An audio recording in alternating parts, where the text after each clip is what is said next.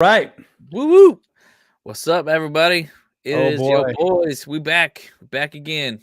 That's right. We are missing James. He's up in the Yeah. mountains. He's with the hill people this weekend, Yeah, apparently. he's Easters and stuff like that, yeah. He's with the hillbillies, you know what I'm saying? the Yeah. hillbillies. And Jim, I did throw out the recipe for the protein shake, the Butterfinger. So go check it out. I'll post it again too. So it's incredible. That's right. So a lot to discuss, man. New rule changes. I love that the Harbaugh brothers are front and center. Yeah, that's pretty cool. Showing the league dominance. Pretty soon, that's gonna be us, man. We'll be the Bolt Bros behind. We'll be standing behind them right there. Yeah. I'll give the Indian ears. Do the bunny ears behind them. Yeah. bunny ears. That'd be funny. Yeah. Oh my God. Yeah. And guys, we are not on drugs. So all right, lot to discuss today, guys. You might be. You might not be, but I'm no guarantees on me. Who said I'm sober? Anyway. All righty, guys. We're the Bolt Bros. Let's get into it. Yeah. Let's go. I'm Dale Henley. You watching the Bolt Bros podcast? Let's do it!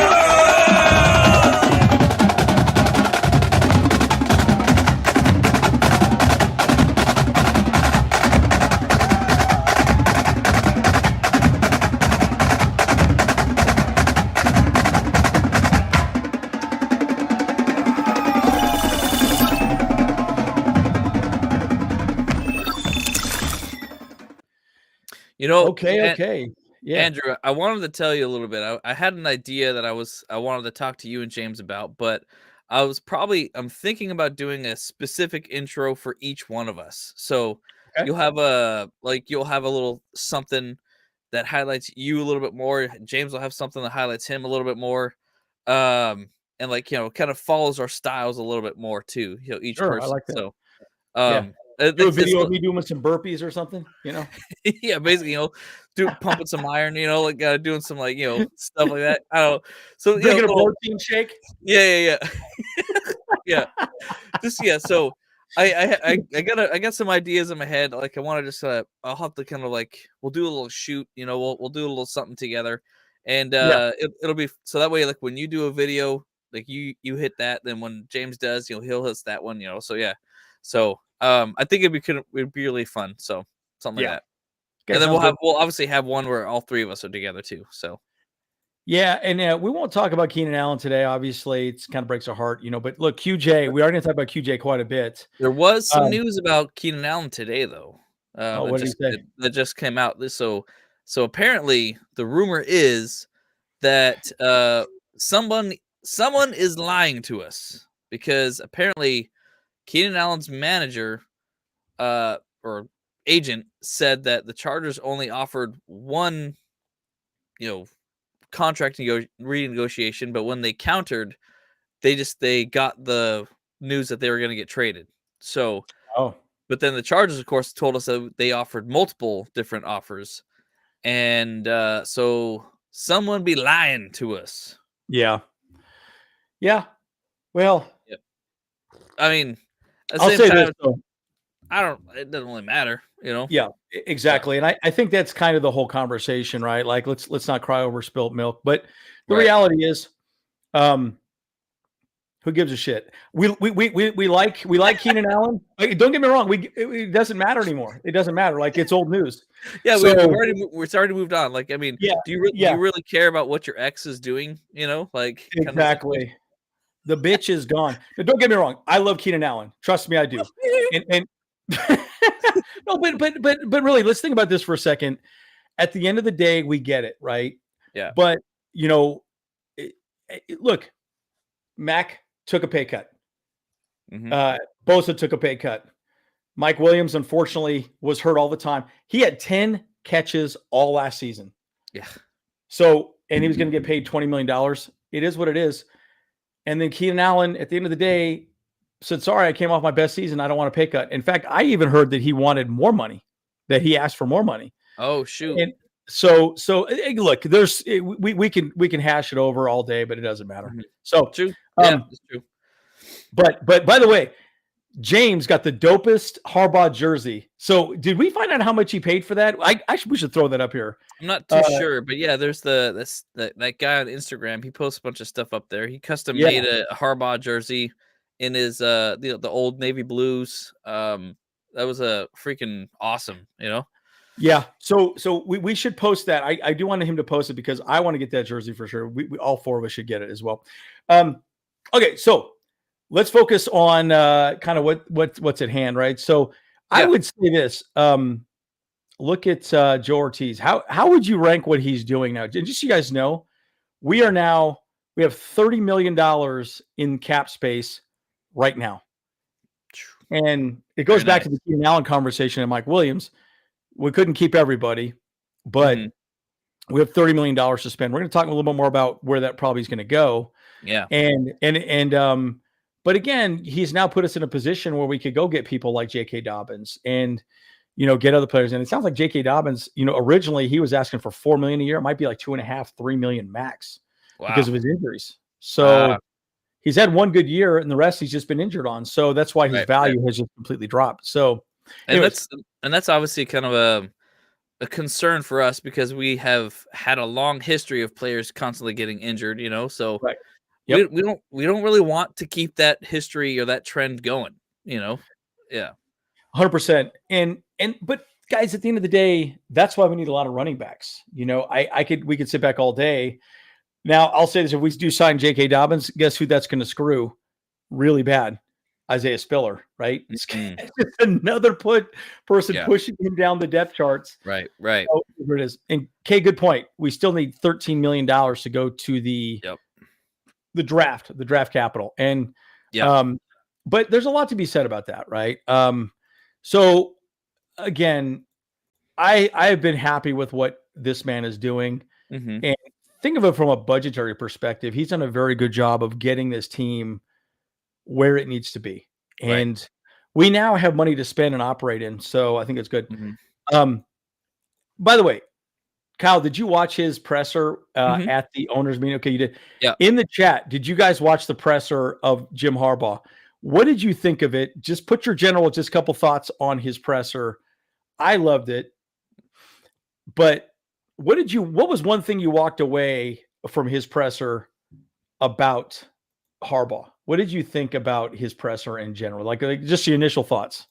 Honestly, it just every single time he talks, it really just makes me feel like he's our Ted Lasso. In a lot of ways.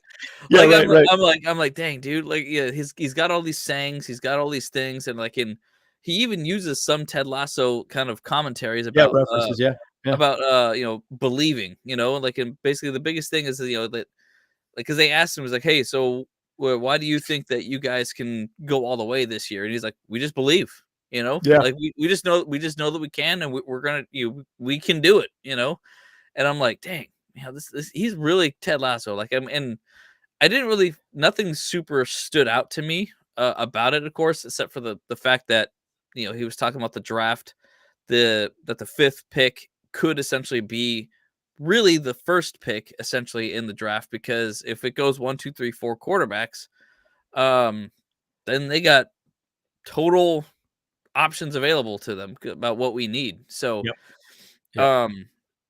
but yeah, I was pretty excited about what he said. Obviously, he's excited for April 2nd, which is coming up next week. Hey, yo, let's go. He's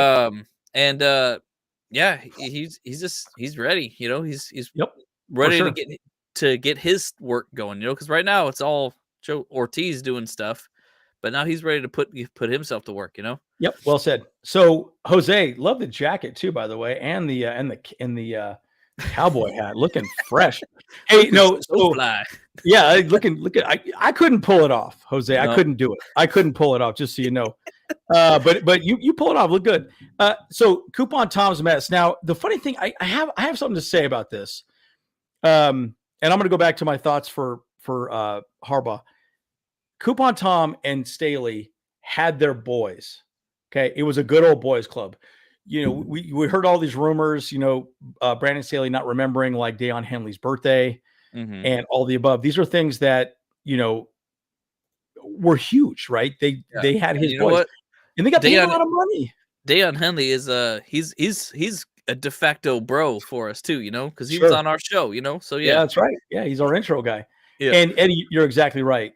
The cap is not involved with. Anyways, David Drunkenmiller is exactly correct. Says that head coaching and coaching staff does not count towards cap space. I think the Spanos family knew that. Now, the one person I will say, John Spanos clearly probably sat his dad down and said, "We got to spend some money. Okay, we are tired of being viewed as the cheap NFL team. So you have to give it up for them that they're finally doing it," which I think is great. Something I was going to mention about that at some point was in a lot of ways, I felt like the last couple of coaching staffs, teams that we've had, is that we've been kind of a training ground for future coaches. Sure. We've had all these first time head coaches or whatever, just giving their shot to coach a team or whatever to see what they can do and stuff like that. But now we finally don't have that. Now we're actually getting someone that we can actually compete with, and that's kind of like the biggest thing that keeps standing out to me more about Jim Harbaugh is the fact that now we have someone who's proven, who has a great track record, who has a lot of notches in the belt and stuff. And so he can take us far beyond what we've all kind of been hoping for, True. Yeah. And I do think, Mike, you bring up a great point that we want to trade back. I do still think we want to trade back. I think there's a lot of value in this draft. Now, one thing I will say, when we talk about the draft, this is one thing I took away, and Matt Money Smith brought this up on the Chargers Weekly. Is that what it's called? Chargers Weekly podcast? Yeah. That why April 2nd matters so much is the coaching staff could finally evaluate what we have, right? Yeah. Because up to this point, we've pretty much just looked at tape, looked at whatever, right? But we don't really know what we have as a team. Okay. Right. So when we talk about doing a draft again, they don't even really know, right? Yeah. They maybe want Malik Neighbors. Maybe they want Marvin Harrison Jr. Sure. Right. But QJ may show up and just absolutely light it up and go, holy smokes. Like he's killing it now. And all of our players are at camps, right? So let's, yes, it's an off season, but they're still going to camps to learn how to run routes better. They're still working out, they got to stay fit. They ain't going out and eating a bunch of Dunkin' Donuts or, like a bunch of like whatever stuff. They still got to keep in physical condition and stuff, which is obviously these days, that was a whole new thing, because back in like the 80s, 90s when Natron Means was playing, like they didn't do that. They just, like once the offseason happened, they just, whatever. They just did whatever they wanted to do. In fact, Ben Roethlisberger was notorious for that too. That's why he gained like 20 pounds every single season. Yeah. So, Eddie, just so you know, so there's, well, I'll push back a little bit on this comment from David. I don't listen to their podcast at all. I should. I don't. I don't have a lot of time, but I try to listen to like most of the other podcasters just to kind of see what their takes are and stuff. Like, I mean, I usually don't let it like form my opinion on things either, though, because I don't want us to be in an echo chamber, But anyways, so the Rams staff, do you guys know who his number one choice for offensive coordinator was? It was Kevin O'Connell from the Rams. Oh, so he wanted him 100%. So I would push back a little bit that he did try to bring people from the Rams, but McVay blocked a lot of those hires. Got it. And what was that dickhead's name? Joe Lombardi. There we go. Lombardi. He was like his fourth pick. He was like his fourth pick. So he went down a lot of different rabbit holes to find a better offensive coordinator, and he was like the fourth pick. Wow. So again, man, that's like a Tinder date gone wrong. It's like a backup of a backup of a backup. Like you just like, all right, fine. I guess you never. I mean, obviously, that's probably why Joe Lombardi actually probably figured out, kind of sandbagged everything. Like he's like, it's like, oh wow, I'm like the fourth string person that you wanted. Like shoot, So he's like, well, man, no one likes to be a backup. Yeah, that's exactly right. But again, in life, there are things where like you're the second or third choice. It is what it is. That's part of it. But But yeah, Brandon Staley wanted Kevin O'Connell, and he was ready to move him over, but McVay blocked it completely. So pretty interesting conversation. So again, April 2nd matters because the staff will be there and they can actually evaluate for the draft. Because again, we're going to sit back all day. Oh, we got to get, Neighbors. We got to get Marvin Harrison. We don't have to do a lot of things, right? They still have to evaluate what they have currently and then make some decisions, right? So, but this guy, dude, I'm excited for him, dude. I'm excited for Jesse Minter. And did you watch that interview that he had with Haley? Yeah, with Jesse Minter? Yeah, correct. Yeah, because it was a couple like weeks ago or whatever, but that was a really good. I kind of refreshed on that one a little bit too. Yeah. And he talked a lot about Derwin James, about how, when you got a player like Derwin James, you kind of like think about, oh man, there's so many different things that he can do, but he was like, okay, but I just want him to do what he does best. And that's, and whatever it is, we'll figure that out together and we'll make these creative idea plays specifically for what he does best. And that just kind of like, that warmed my cold black heart. I was like, oh man, that was exciting to me. I was like, ooh, good. Thank goodness. Because that was a problem with Brandon Staley. He was like a kid in a candy shop with Derwin James. He was like, oh, he could do this, he could do that. I'm gonna put him over here, man. It's like, dude, he spread more out too much, right? Yeah. And it doesn't work out that way. So stale P. Stale P. I like that. Yeah, stale P. Hey, by the way, it is an interesting conversation. We're going to talk more about Spiller as well too. So we'll talk more about Spiller a little later on. The thing about Minter that I like, again, what was his 4 things? Block destruction. I can't remember. I could pull it up, but Minter wants people that are going to. It's all about disguise, right? He doesn't run anything super crazy, but he doesn't want people to know what they're going to do once the ball is snapped. And arguably, everybody knew what Brandon Staley was going to run is this pattern match. Nobody understands zone defense. What's up, guys? And again, keep rolling in. Throw your questions out as well. We're going to talk about defense, and then we're going to talk about the offense. So maybe try and talk a little bit about the defense first. And yes, Aether, there are pills for that, for sure. That's a serious question. Which you sent a picture. You got a rash, right? Is that we're still working on the Blue Chews sponsorship. Yeah, the Blue Chews collab. Yeah. There we go. Yep. It's gonna have a little bolt on the pill, So big bolt on the pill. Yeah, it's like, and then the one side's gonna have a bolt, the other side's gonna say bolt up. Yeah. So. Yep. Exactly. No, but literally, again. So talk about the defense. This guy Thule, folks, I am so hyped for him. And and again, going back to that, you could get the Penning Sewell, or you could have gone Jamar Chase. There's a lot. We'll discuss the offensive here in a second. But again, the pattern match zone defense was so strange, right? Yeah. Right. I didn't quite understand it, but again, think about it this way: you got Thule, Mac, and then you got Bosa.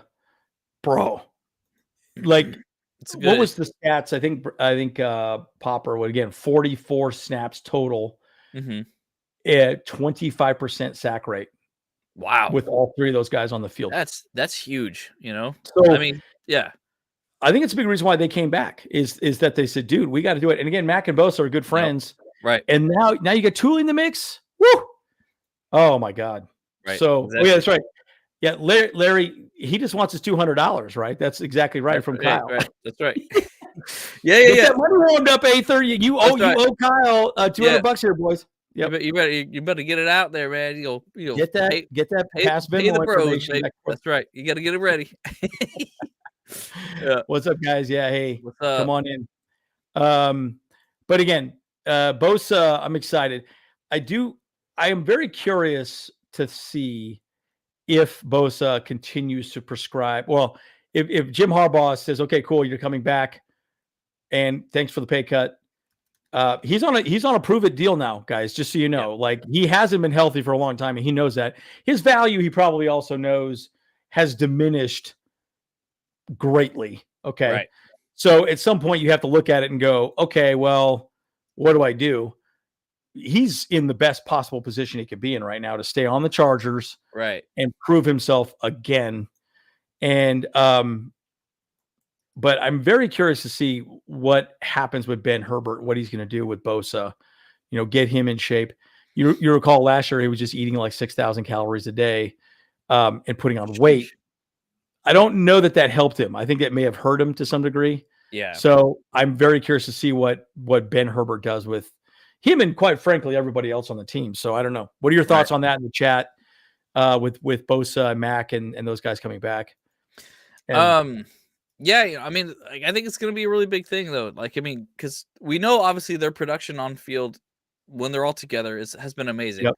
But I feel like this also kind of signals to me this is the end of Chris Rump for sure. No more Rump shaker. I mean, look, he's like he hasn't really panned out at all. He has a couple flashes here and there, but like he hasn't been super productive, and that's unfortunately that's where he's fallen out. He's probably he's a good person, good player, whatever like that in some regards, but he's not been putting in the work. And it's the NFL is literally like a lot of other things, especially like sales, for instance, where it's like if you're haven't done anything for me lately, you haven't done anything at all. It's like it's a week to week kind of situation, and so and that's very unfortunate that he's probably gonna have to be gone, but the future is bright because we got Thule, and right now we got Bosa and Max still. So I think we're gonna be a force to reckon with up there on the front defensive line there. Sure. Right. Yep. So I answer your question, Aether, but we're talking about the defense right now, just so you know, right? So, but that's fine. Look, so how bad does the Chargers need Marvin Harrison Jr.? If the answer is really bad, then make the fans happy.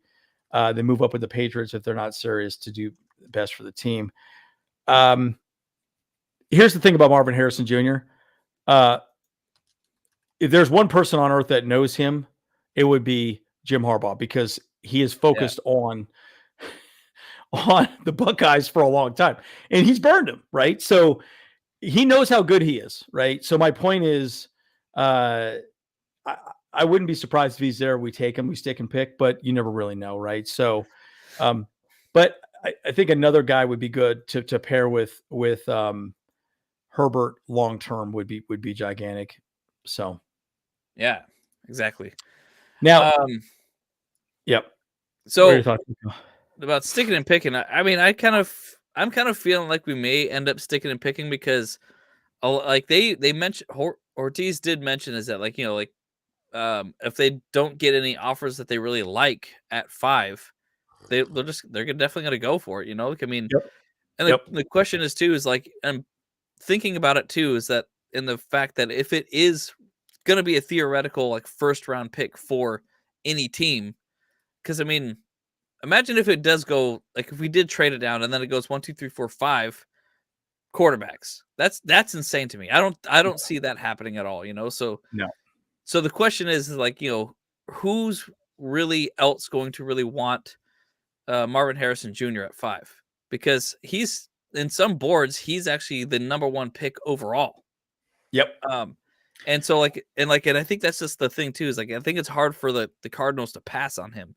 So that's why I kind of don't think it's going to be, all quarterbacks before us. Yeah, and it'll be very interesting to see. By the way, Latu is the number 1 edge rusher, at least from what I've seen for the most part. That dude's a freaking stud. Now, I would even say this. I don't even know.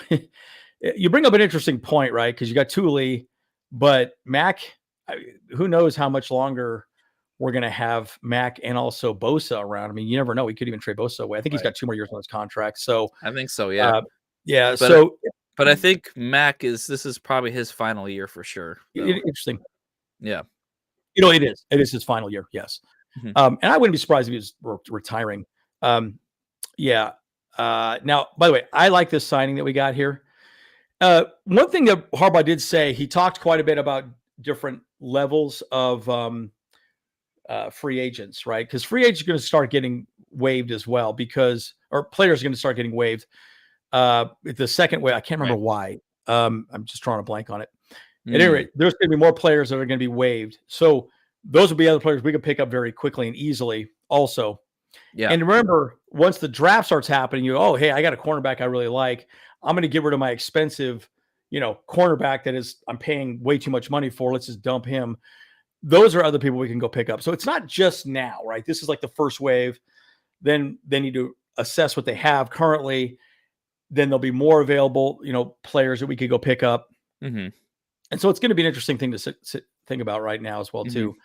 And you're right. This is where, linebacker is going to be important. Right. Yeah. Tuli and Latu would be amazing. Mm-hmm. I mean, dude. Yeah. That'd be Super wild. Saiyan. That'd be wild. Yeah. That's right. Yeah. But, Larry did ask that question, who's our D-line starter? So we did let go of Austin Johnston. Yeah, so he signed somewhere else. Yeah, so we don't really have a whole lot over there on the D-line anymore, do we? This is it right here. Eddie answered the question. Yeah, there it is. Yeah, so, and again, that's not bad, guys. That's not good. Puna Ford, you could say we really need a defensive lineman. Mm-hmm. Yeah, probably, but Morgan Fox is very good. He's very underrated. Yes. Puna Ford is good. He's just a big fat dude in the middle. Yeah, it's just going to jam the lineup, which is great. Yeah. Gerard Clark, we haven't seen much of him. Okoye is very raw. And then Tito was very good when he was out there. And then Matlock has looked good. So I don't know. My point is, I think we're going to be fine fairly defensively. The one thing that I've always said, going back to the draft, and I'll kick off this for just a second, because I think I made my last slide for defense. Going back to the draft, they've always said, I want to pick best available player. I think that makes sense when you feel like going into the draft, every position has a person in it, right? That gives you the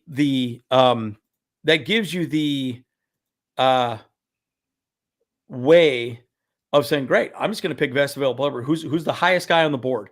I'm going to grab him. And then you figure it out from there, right? Because then you don't have to worry, okay, we need a cornerback. Okay, we need a linebacker. We need this guy. We need that guy. That's my point. So I think they have enough on the team to just start today, but they want to look at the draft and pick just the best available player that can be an impact player immediately. Yeah. And that's it. And push the veterans that are already there.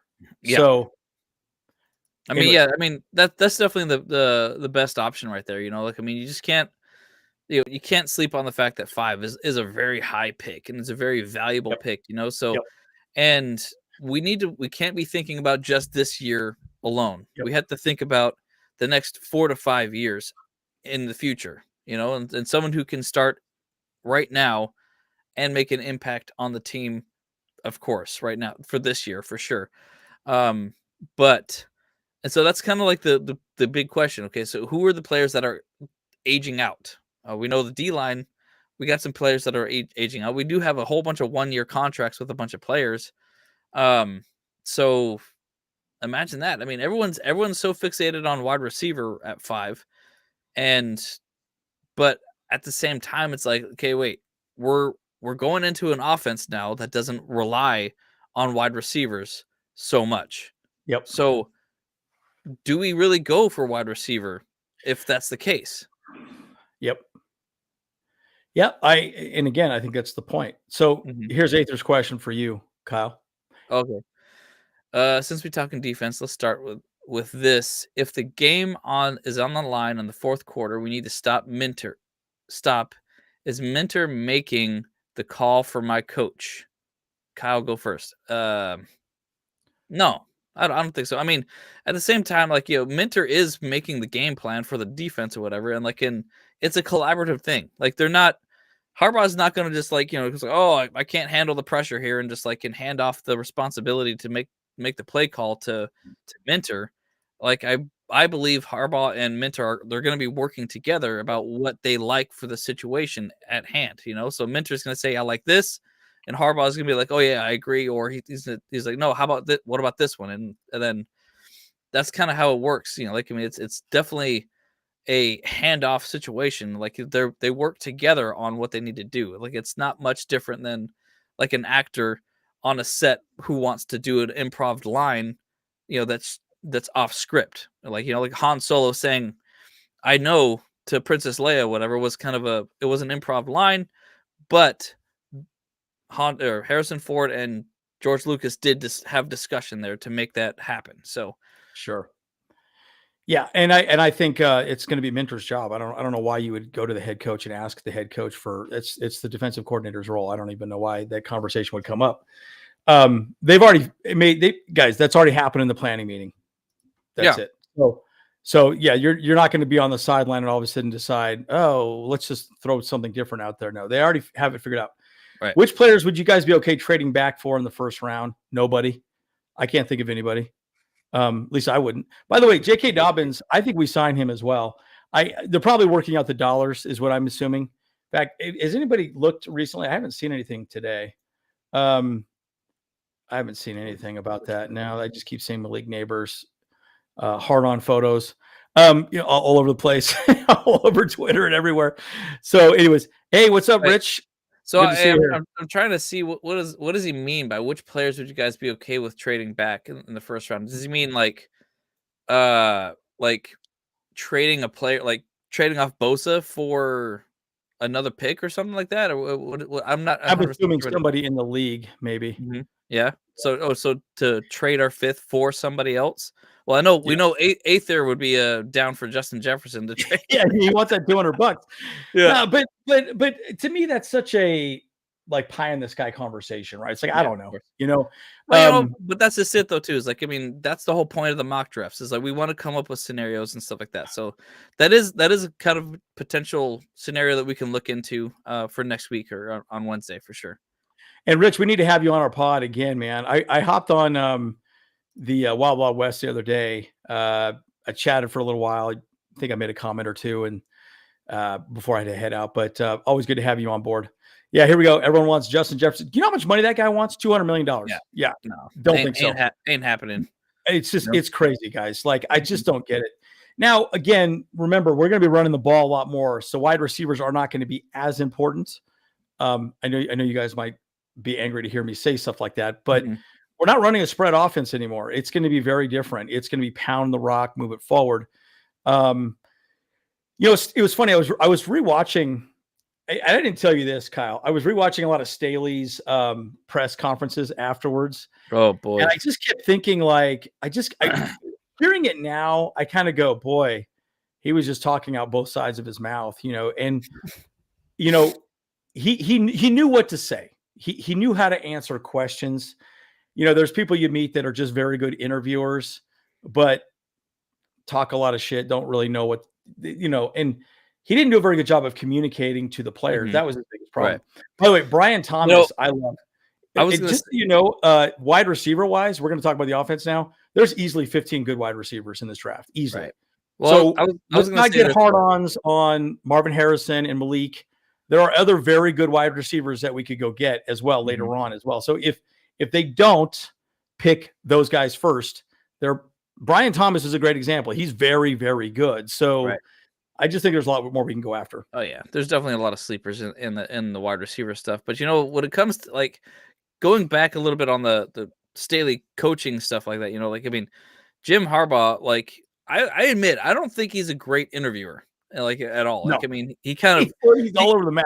He's all over the map. He's talking about this and that, like that, and so he's not very like, it's hard to kind of read him in a lot of ways too. But when it came to Staley, I think he is the tortured genius type, he has a whole game plan in his head, whatever, but he can't communicate that very well to other people, and it's just like, He'll draw it up on the board and it's super complex and complicated, whatever, but it makes sense to him, but it's not simple enough for other people to understand. It's not equating on the field at all. Yeah. Right. Yeah. Yeah. So this is good. And I'm going to talk to Rich's question here in a second too. Yeah. So two players that'll benefit in Minter's defense. I would say another person I would say is Derwin James. I think he's going to use Derwin James correctly. I feel like Derwin James is all over the damn field. Thule will be great. Asante will be good. The other guy that we picked up, Fulton, I think he'll do very well, right? I think he could be our number one cornerback, right? And the guy's physical. He could play well. I know he struggled in the past, but I think he'll be good. And by the way, this is a great comment by Rich. Andrew, you're wrong, but you need wide receivers, but you'll need willing blockers at the position. So the reason why I want to highlight this, you're 100% correct. Going back to, and I don't want to beat a dead horse, Keenan Allen was not a great blocker all the time. He did well occasionally. Yeah. So I wouldn't be surprised if they focused heavily on that. Because you got to remember, the wide receivers are also part of the blocking scheme for the, he did okay. They did okay, but there were times that I saw him take plays off. Mike Williams did that a lot too, by the way. So so does Donald Parham, and so did the McKitty. Like a lot of those players like that. So, and that's why, but that's why we actually got these 2 tight ends that we got right now too. That we just got very good blocking tight end. Very good blocking tight ends, but they also got some hands too, so they can actually catch the ball when they need to. But that's the question too. Okay, so Palmer, I think he's great for that because they actually say he has the size to be a safety sometimes. So I think he can actually do really well in the blocking scenarios and stuff like that. But I don't know, the school's not out yet for Quentin Johnston on that situation, so I don't know. See, and again, he needs to toughen up. He can't be no bitch out there. Now, I will say this though, in his defense, we're gonna talk about that. Let's talk about the offense now. Brian Thomas. I kind of like Brian Thomas a lot, folks. I've watched a lot of his stuff.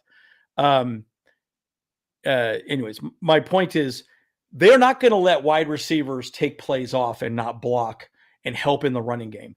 Sure. I was so frustrated. I saw it happen so often last year. I'm like, oh my God, he didn't even block his guy.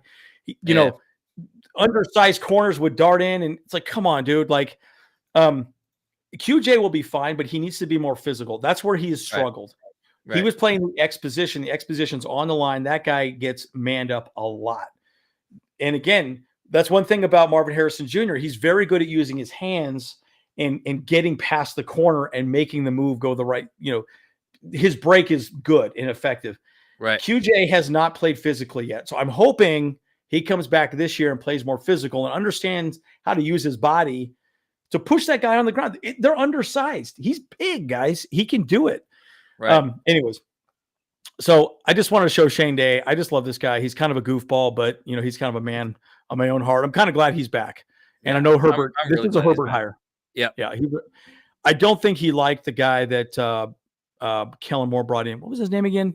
Nussmeier, I think it was. No, Nussmeier. Yeah. I don't think he liked him. Nah. Yeah. I don't think he liked the guy. Mm-hmm. So anyways, I'm glad this guy's back. But dude, cannot say enough about this guy. Yeah. Cannot say enough about this guy. This guy, I get it. We are going to run the ball, but this guy's going to help us pass the ball. Mm-hmm. So that's my point. Like I need to. We're going to throw the ball, but we're also going to be physical. Was it? Okay, I have to say this. I got to make sure I say this correctly. Matt Money Smith said it. There was somebody on Twitter. I tried to find the tweet, but he explained what happened with Greg Roman's system, or at least Jim Harbaugh's system with the Niners, underneath Greg Roman. They passed the ball basically the first half exactly league minimum or league average. So it was run pass. Just the second half of the game, the third and fourth quarter, they ran the ball more because they were protecting a lead. So that's the point. It's basically Marty Ball 2.0, right? They want to get a lead, and if they get a lead, they're going to run the ball. But if they're chasing, then this guy is going to become more important, and we're going to start throwing the ball. Right. So think of him as the two-headed offensive monster. This guy is more the passing game guy, again with Brady. But then Greg Roman's going to be more the running game. All right, we're just going to chew the clock. Anyways, that's the way Matt Money Smith said it way better. But he was reading a direct tweet off of Twitter, so it was basically the second half with a lead. Let's run the ball. Yeah, 100%. I mean, like I said too, it's like running the ball is like all about game management, So like they're going to be, for the most part, first half, they're going to be running the ball a lot, But then once they realize, they figure out what's going on, whatever, then they'll start passing a lot more too. And here's the truth too. So all the teams in the league knows that we're going to now run the ball a lot and consistently. But I dare you to stop us. How about that? Yeah, You know? no, it's different though, Kyle. Yeah. So maybe I didn't say it correctly. That they run and pass league average through the entire game. Once they get a lead, they run the ball more. That's what I'm saying. So Marty ball. Yes. So that's when they say, fine, we're up 10 points. All right, let's run the ball more and demoralize them. That's why it goes up, because they're protecting a lead. Gotcha. Well, I mean, that's a little concerning. I mean, a 10-point lead is not a big lead anymore, you know? So like, I mean, if they're up 14, maybe 17 points, I would be okay with that, you know, to run the ball, whatever. But I don't want to see Marty ball after being up 3 or 7. Correct. Or 10, you know? Yeah, I'm sure they have a number in their mind. Yeah. And Aether, I did not see the interview. No, I did not see that. So maybe I'll go back and check that out. Okay, so Rich brought up a good point. There's also another trait with Harbaugh and Peyton, both demand their wide receivers must sell their route. Yes. What I mean by that is if they're just running a crosser to draw attention, sell it. I agree. Yeah. And again, I think some of our wide receivers were taking plays off on that. Yeah. By the way, that's where QJ sucks. He telegraphed his route running. Corners knew what he was doing every single time. And I could pick it up, and I'm not even a corner. So it was just like he ran goes all the time. Anyways. Yeah. So that needs, and you're right, Achilles Smith, he needs to get out of his head. But my point is this guy's gonna do a very good job of helping him get out of that, working on his footwork. I was watching a who was it? Was it Malik Neighbors or was it I can't remember. Some guy was talking specifically about no, it wasn't him. It was the homie from Adonai Mitchell from Texas. Okay. So he's faster than he shows on like his 40-yard dash. But you know what he said when he does his route running, to add to Rich's comment, that he'll run slow just so he could sell his route in a different way. Like, okay, I'm going to run it slow and look like I'm doing like a block, and then he'll just go. So he's fast, but he's not tipping his hand to what he's doing, if that makes any sense. And that's sort of the cat and mouse game with all of that, right? So again, route running is that's where Keenan Allen was amazing. He was so good at that. Yeah, 100%. Yeah. Play action is going to be a huge factor. Mm-hmm. Yeah. So do you think he's going to use Herbert more like Lamar Jackson? I kind of hope not, because Lamar Jackson liked the physicality. I don't know. I think Herbert would, but I want to see Herbert healthy. So this is a good question for the chat. What do you think? Do you think he will? What do you think, Kyle? In some regards, yes, because I mean, obviously Herbert does have legs on him. That's kind of where he made his bread and butter a little bit at Oregon, you know. But like he's not going to be used to the extent of Lamar Jackson, like where he was relied on running a lot more with his legs. I feel like he can go for those like short yard situations, you know, but like he's not going to be running the ball as much, you know. Maybe he'll have like at most like maybe 5 rushing attempts or whatever like that, but let him go when he feels the need to go. But I want to see him do a little bit more of this, like commit to passing when he kind of rolls out and scramble around and stuff like that, you know, like that's something that I haven't seen much of Herbert doing a lot more. It's like, you know, it's like where he just rolls out and he's like kind of on the run and then throws it kind of like, and crazy enough, that's what Caleb Williams really does. He just commits to the pass and is just still going for the pass, even though he's like completely outside of the pocket, almost towards the edge of the field, you know? So I hope they don't play him like Lamar Jackson, because I want him to see him play like Justin Herbert, you know, and use that arm talent and use his mobility in a different way that we've seen him doing so far. That's kind of where I land my plane. So I'll throw. I mean, again, I wouldn't be surprised if we saw some RPO type stuff, right? Like repass option. Yeah. And it would give Herbert the opportunity to kind of make some decisions on how to run the ball, or, you know, tuck it and run himself. But I can see the RPO thing happening a lot. Again, folks, I hit the wrong button. By the way, this is great. Larry's comment here. Jim Harbaugh, football type, fast physical discipline, and beef up the offensive line and interior defensive line. 100%. Yeah. He talked about that. He called the offensive line a fist. Yep. Left tackle, left guard, center, right guard, and right tackle. And they're a fist. And the whole point is they have to work together. And again, he says no other position group relies on the offensive line. They have to be good. So Justin Herbert can be good, so they can open up gaps for the running game, and they can have long offensive plays. So yes, physical, like punch him in the dick, physical, right? Okay. And you're right. I think he'll use him just more like Luck, and Luck will ran occasionally, but. And Rich, good point. Herbert running out of the pocket, getting hit hard, like a running back. Yeah, and that's why you got bruiser backs. By the way, let me ask you this. I want to ask you this too, Kyle, because I watched an interesting video last night. They talked a lot about how is this the return of the big running backs? If you look at this running back class, they're big dudes. And a lot of the smaller running backs, like the 5'9" guys, they're not looked at a whole lot right now. They're kind of viewed a little bit lower, like that homie from Oregon. What's his name? Bucky, whatever. Bucky Irving. What's his name? Bucky Irving. I think so. That sounds right. Yeah. Yeah. So, but again, you want a big body taking those hits. You don't want Justin Herbert. Right. Broken ribs, broken fingers. Like let's keep our crown jewel healthy. You know? Please. Yeah. So what's your thoughts, guys? I want to hear your thoughts in the chat as well. And then Kyle, what's your thoughts on that? Because it seems like the big bruiser back to me is kind of becoming the more the bigger conversation, the finesse back, like the Austin Eckler is kind of going away. Yeah, I mean, I really do feel like that the big running backs are coming, like, the more meatier, the thicker, and buff, more swole guys are coming back. This Papa Swolio, Papa Swolio.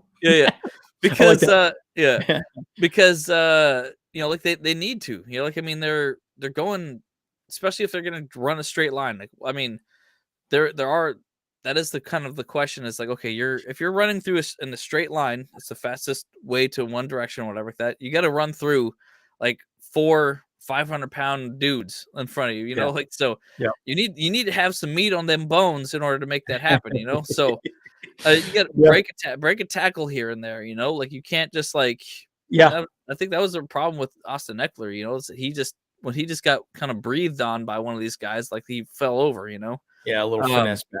Yeah, well, but Eckler was more of a wide receiver though. Yeah, he was a wide back. I always call him, wide receiver back, because like, I mean, like, I think a lot of times people would use the running backs mostly for an extra receiver, but I think that might end up going away. Sure, you can still have that X factor guy who rolls out and kind of gets into the short yardage situations and stuff, but I don't know if that's going to be the play anymore, like, I mean, because it's the reason why I don't like it as much is because it's all about clock management, like, and if you miss the pass, then the clock stops.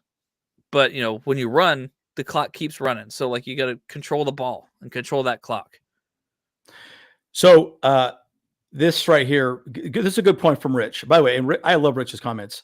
Andrew, I think you're wrong. The new kickoff rule will make shifting fast 5'9" speedster super valuable. Now, we are lucky because we have our boy Lightning Bug. I keep saying Lightning Bug. We can't call him Lightning Bug.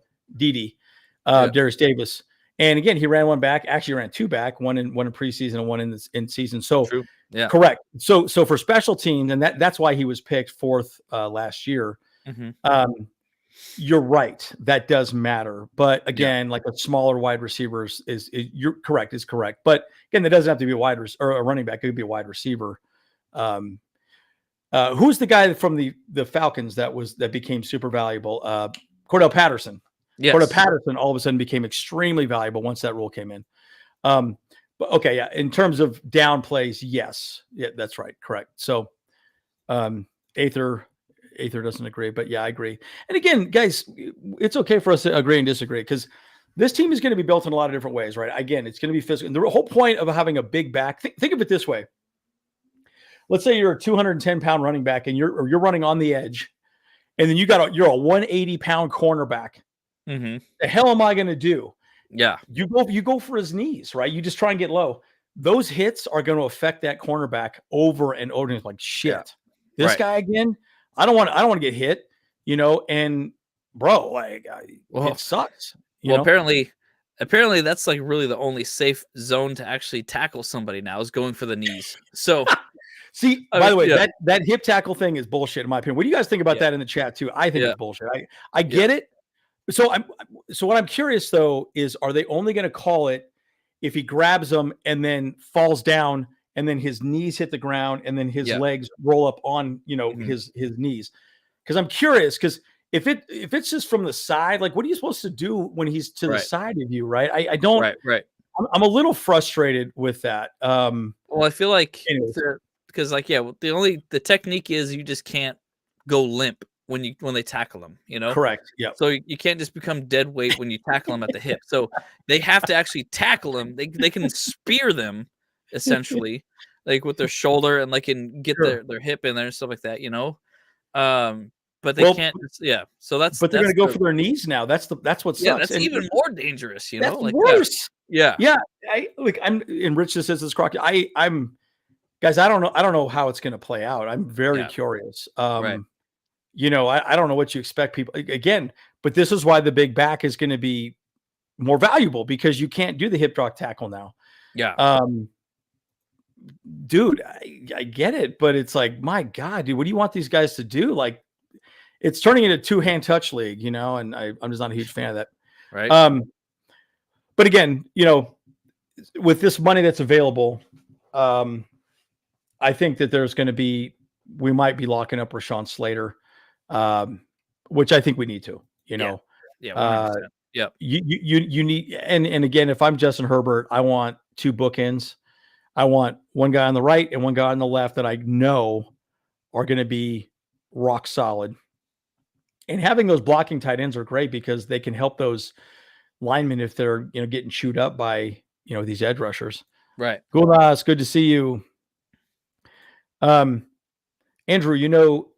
Dame, Coach Harbaugh will be moving Harbaugh out of the pocket and not sitting back. Yeah, I agree with that. And the thing he actually does, he has a very good accuracy percentage when he's out of the pocket. So again, I think that's partially why I'm kind of saying the RPO could become important. The repass option, that would make a lot of sense. Yeah, definitely. And by the way, those penalties were ridiculous. I was so frustrated with those things, man. That's stupid. Yeah, the clothesline arm tackle. Right? Boom! Just knock people down. Yeah, and Darius Davis is definitely going to be a factor. I mean, he's big. We just got to keep him healthy. I'm curious what he does offensively too. So he'll probably be in for a few snaps for sure. But another guy that I think we're probably going to try and lock up is Palmer. So definitely. Palmer's definitely going to be, he's going to be a huge factor this year for sure. Like, and I'm looking forward to it. But Darius Davis, I think they really should put him out there a little bit more on some wide receiver sets. Like, I want to see him actually, out there catching balls and not just special teaming. Yeah, and I think he was used correctly. The problem was he was used the same way every time. It was like a constant. If you knew Darius Davis was out there, jet sweep. And everyone knew what he was doing. Like, it wasn't even the same. They didn't even disguise it. I was like, wow, okay. Right. I don't know. It just seemed weird to me the way they were using him. I was a little frustrated. I agree. I think he should be in the slot more. That goes back to what my thought was. The other thing to remember, we're probably not going to see. We're going to see a lot of more 22 personnel, 2 tight ends, 2 wide receivers, and a running back. So don't think. Wait, is that correct? 2 tight ends, 2 right. Anyways, so 2 tight ends on the field, right? So you're going to see less 4 wide receivers on the field. It's not going to be spread as often. Now, the good news is having Herbert, if we're down against a team, we can go more spread. And that's where Trestman and Brady are going to step in and say, okay, cool. Well, we got to catch up. So what do we got to do? Let's go more spread. And that's where the Herbert piece, we could go after you and score some runs quick.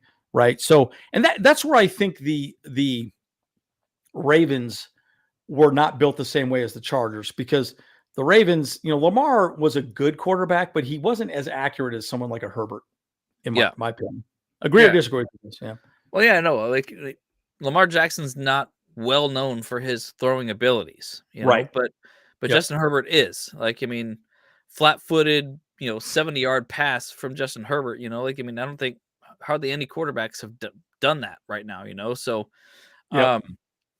it's just insane to know, like, that.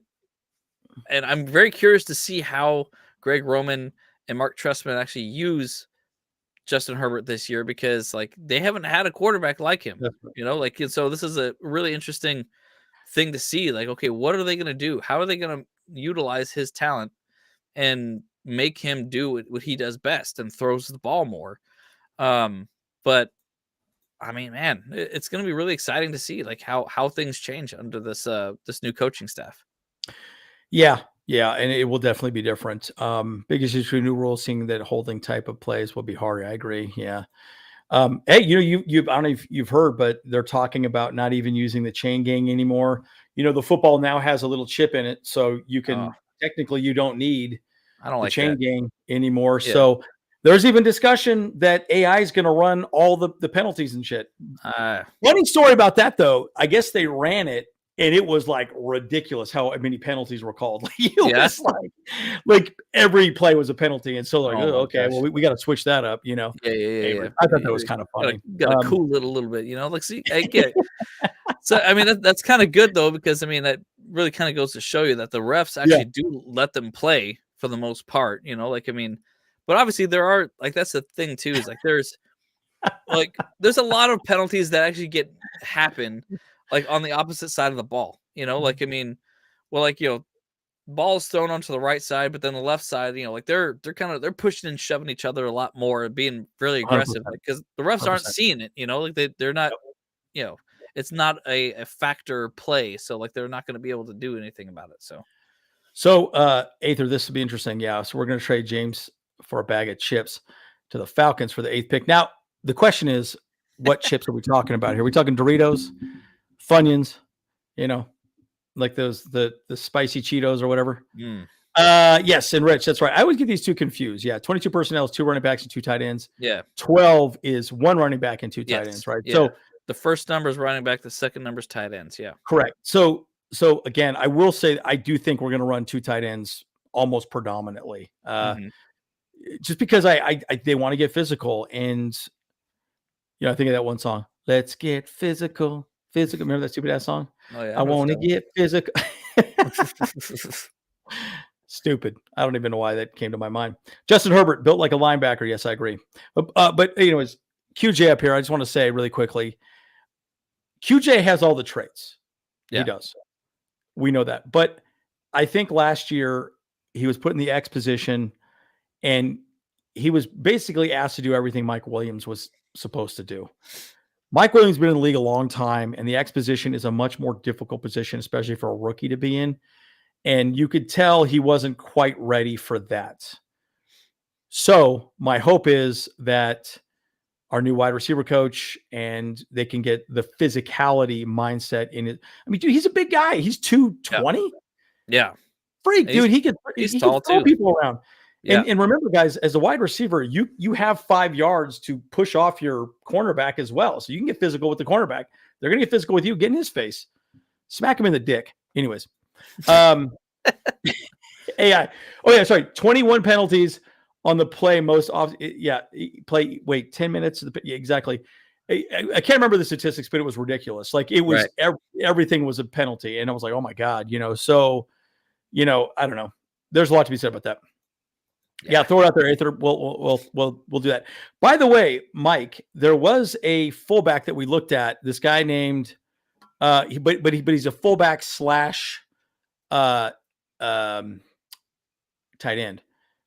Trey Knox from the Gamecocks. Right. And I just saw that today. So apparently the Broncos, or the Broncos, as we like to say, right, Rich? That's right. Rich is a Broncos fan. Let's say that. Cardinals, Chargers, and Vikings are looking at this guy. But I could see someone like that, someone that's a little more of a Swiss Army knife. Does anybody have a no trade clause besides Herb? Let me think.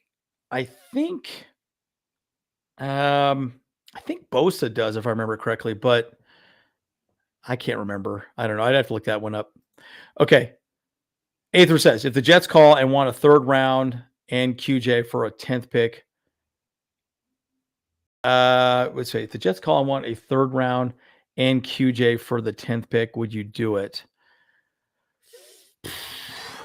I'd say no. No. No. Yeah, I wouldn't want that. No. And the reason being is I do believe in QJ. Yeah. I get it. I get what everyone would say, but you're right. Move him to slot or corner. QJ switch him to a cornerback. I read that wrong. Oh. Yeah. What were you say, Kyle? No, I didn't have anything. But no, I mean, I believe in QJ. I think that he has all the potential to be great. He just, he didn't really have a great team around him at that point too. I mean, there was a lot of offensive line problems. Obviously they went to Mr. Reliable most of the time because they went to Keenan Allen all the time, and so he didn't. I don't think QJ had all the opportunities. There was a couple obviously critical plays that he dropped. And he missed, of course, and that's what a lot of people is fresh in their head about him. And then there's he's a bust because of this. But it's like, nah, man. There's a lot of other factors involved here. So it's not just him.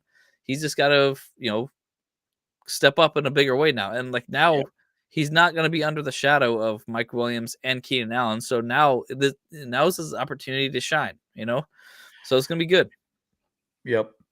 The one thing I will say is he was very good at slants. Just stutter step and then just boop, ball in hand. Yeah. Again, he's the yak guy, right? So right. I think you can get him open like that pretty easy.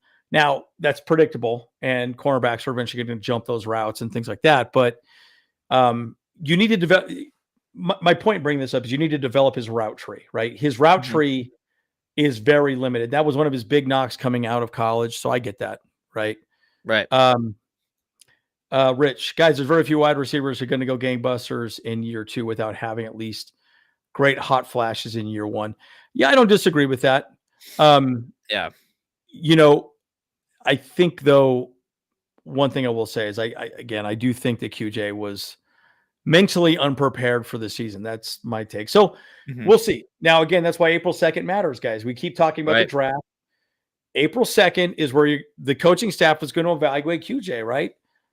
Is this guy pudding? Or is pudding? That didn't make any sense. You get what I'm saying? Is he soft? Yeah. Is he soft?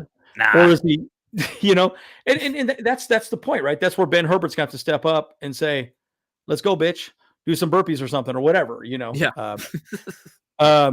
By the way, I just did a shit ton of burpees today at the gym. I worked out like crazy. Holy shit. Dang. Yeah, man. But I did have my protein shake, my Butterfinger protein shake, guys. That's right. That's right.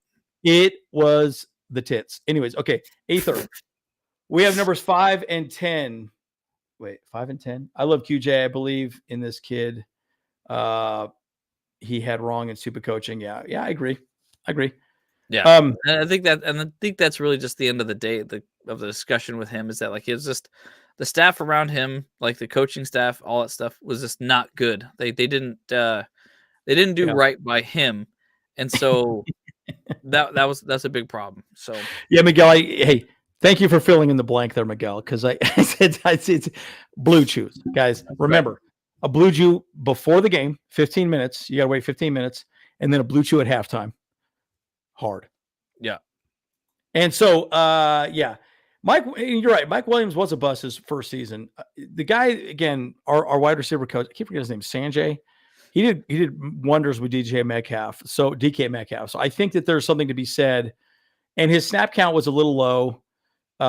He just wasn't managed well. Yeah. But guys, news out of camp is going to be big with him. So we'll figure that out. Now, I'll bring up one other thought, and then I don't want this video to get too much into QJ. What if we do go get Marvin Harrison or Malik Neighbors? How is that going to make this guy feel? Is he going to elevate, or is he going to fall into the shadows? That's my point, right? The cream always rises to the top. Is he going to say, well, fuck this. Hey, I need to start being better?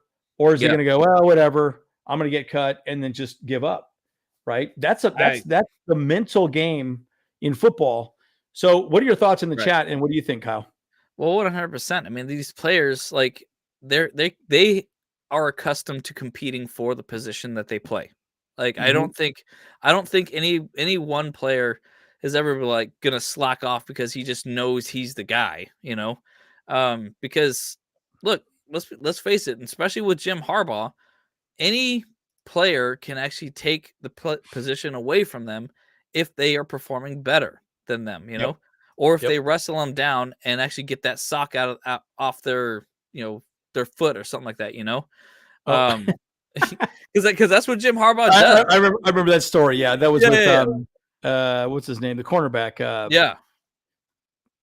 Yeah, exactly. Richard Sherman. There we go. Yeah, Richard Sherman. Yeah, it's like tryouts with the Joker, you know, like, you know, he breaks a pool stick in half and throws it in the middle, like, you're one of them. So like, all right, you know, like which one of you is gonna work with me, you know? And so like, and that's just it. Like, it's not gonna be a surprise to any player that could happen. And I believe that Quentin Johnston will, you know, elevate himself, and he has been. We've seen some footage of him like actually exercising, doing some off-season work, you know, catching balls and stuff, and doing, you know, different types of workouts and like drills and things like that to keep himself fresh. So I think he should be able to do what he needs to do, and so I think he will be able to have that competition in him, and that's what Jim Harbaugh wants to see. It's like, are these guys fighters? Are they going to compete for the position that they need to do, and are they going to be able to compete on the field and get what needs to be done and make it happen? That's it. Yeah, and Aether, he's James out there with the Hill people in Arizona, so he's having a good time with them. With the nephews, you know, Easter, guys, it's Easter holiday. By the way, happy Easter for everybody, you know, for sure. I said Thanksgiving on accident on Wednesday. I was like, what? I was like, Thanksgiving. Whoops. Well, you know, I'm crazy. Anyways, I mean, that's a while away. I'm a little loopy sometimes at night, you know. So yeah. Thanksgiving. Late first round pick, that'd be good. Everyone's raving about Q last camp. He'll be fine. Yeah. And Rich brings up a good point. He had an opportunity competing against Allen, didn't overtake him. Yeah. You know the answer already. I kind of get that, right? And again, you're never a bust in one season, right? There's a lot to be said about that.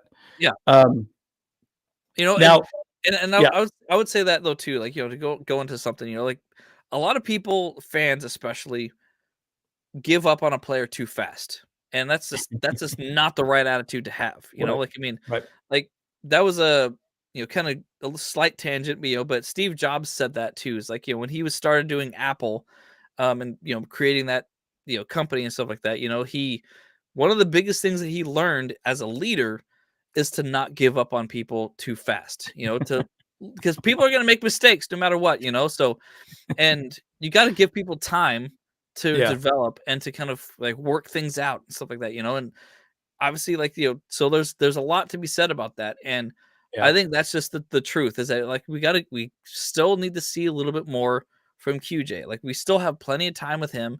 Yeah. We'll see what happens, you know, like, I mean, I think this year could be it. I mean, but I will say though too, there is always that second year slump that happens. So but you know, a lot of people are talking about Mike Williams. Mike Williams had a horrible first year. Of course, he got injured, you know, surprise, surprise. But his second year was really good. And that's where like the comparison could happen here. So we'll see. We'll see. So Isaiah Spiller conversation. Let's talk about running backs now.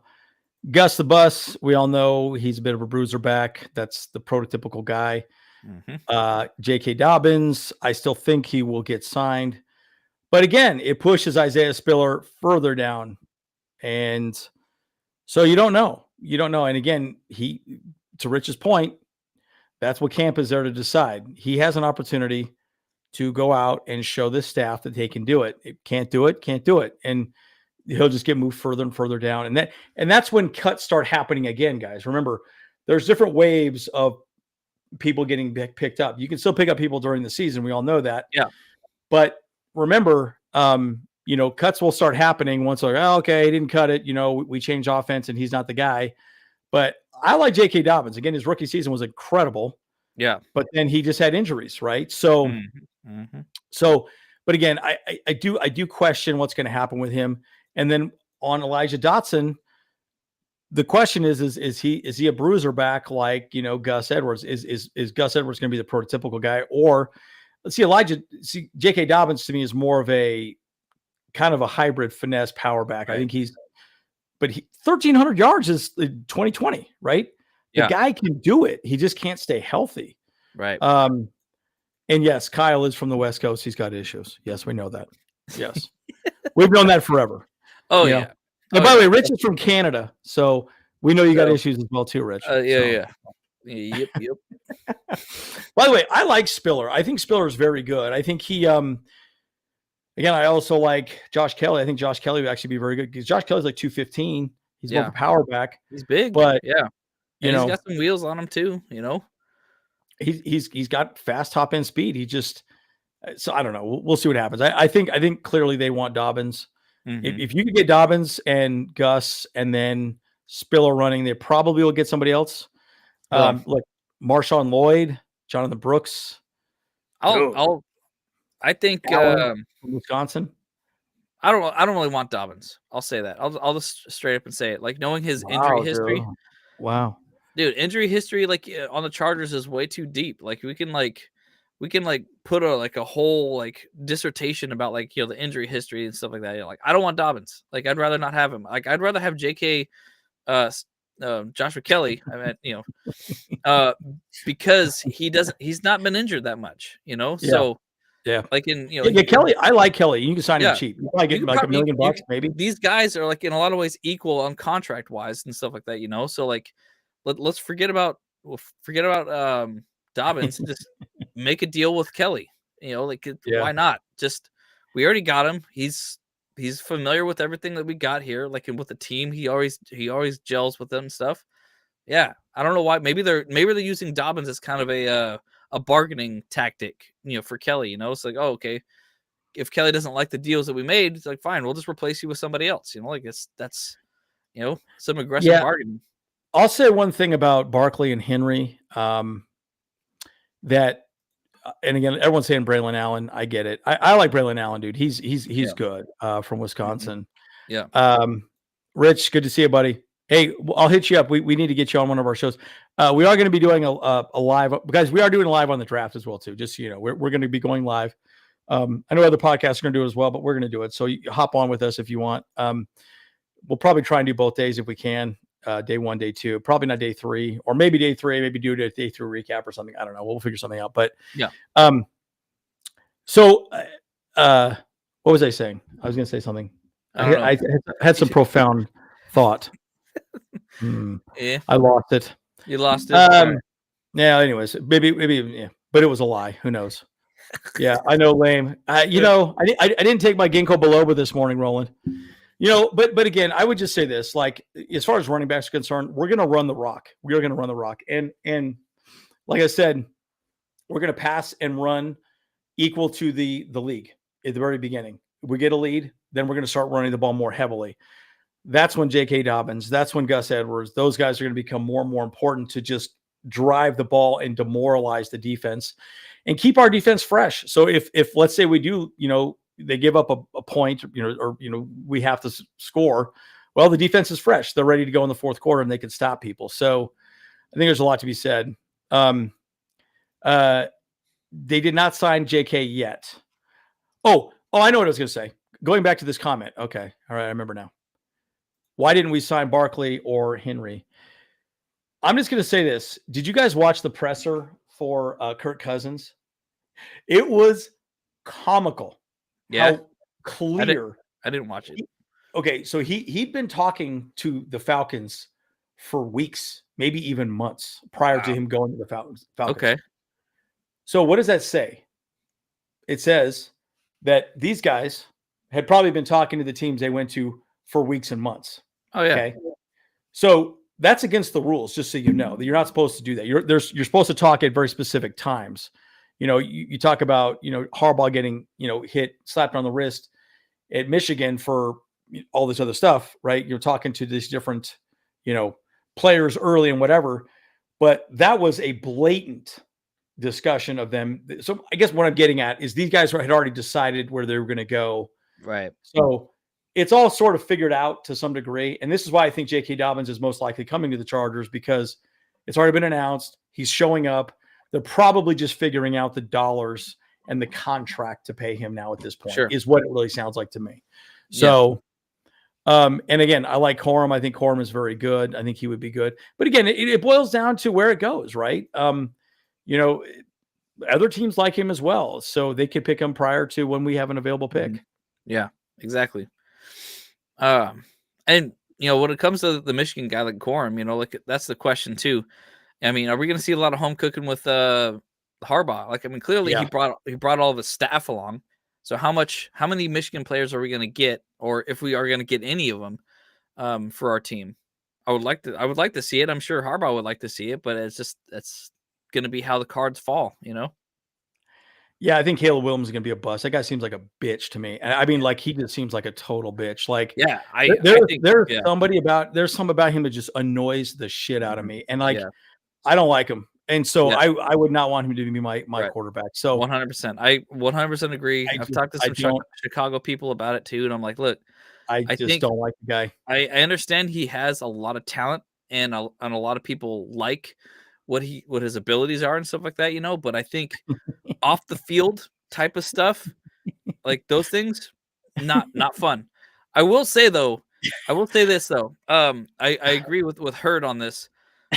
Chicago's a great landing place for Caleb Williams because they had Dennis Rodman on the Bulls for years. the worm. Yeah. Still the best nickname ever, dude. The worm. Yeah. Holy smokes. Look at what Dennis Rodman did there. His piercings, hair, all the weird stuff, whatever like that. And then Caleb Williams, having pink nails, pink phone, and lip gloss and stuff like that. Yeah. What the hell is that? I don't know. But Chicago's a good place for that. They've dealt with that before. So here's my thing on that too, and then let's do a draft because we got some time for that. A random, yeah. Check this out. This is where what's it called? NIL. What's that called? The name, image, likeness. Yeah. Yeah. So he's getting paid $3.5 million a year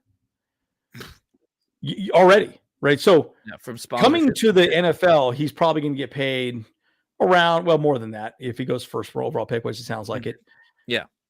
The problem is he's already a stuck-up asshole, right? Yeah. He already thinks he's walking on water.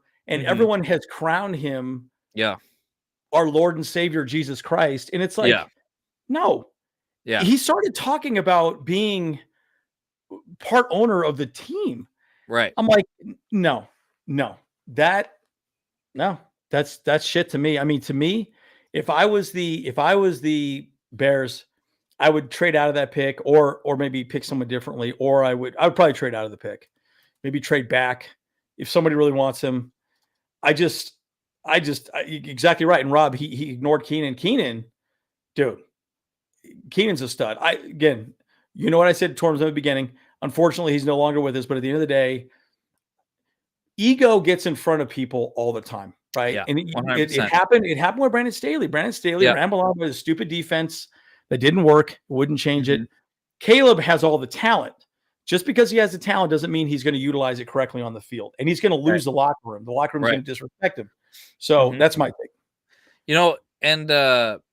But I will say, and that was the thing too. A lot of other people I've talked to about Caleb Williams, they're like, oh, well, he's just confident in his abilities. I was like, it's not confidence, it's arrogance. There definitely is a fine line between confidence, arrogance, and inflated egos, And I think you bring up a really good point, it's because all these draft boards and all these people are saying all these high remarks about Caleb Williams being the greatest quarterback of a few generations and stuff like that, that's getting to his head real bad, Exactly, dude. And so he's a young kid, dude.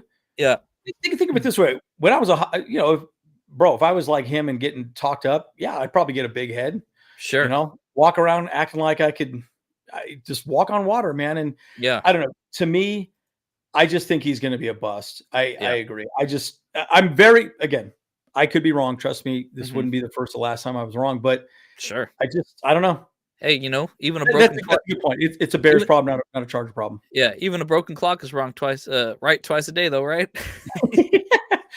I should add that on my online dating profile, right? That's hey, right. even a broken. You got to put a lot of lines in the ocean to get a bite every once in a while. Oh, yeah, that's shit. right. Shoot. All right, well let's do this draft. You want me to do it, or you want to? Yeah, you can do it. Yes, let's do kind of a quickie. Yeah, a quickie. Yeah, that's right. Oh, so many jokes there. Do a quickie. That's right. As my mind is in the gutter, I apologize. I really do apologize. It's Caleb Williams could be the next Ryan Leaf, sure. He inflated. Could totally be a bust afterwards. Yeah. It could be a Jamarcus Russell situation too.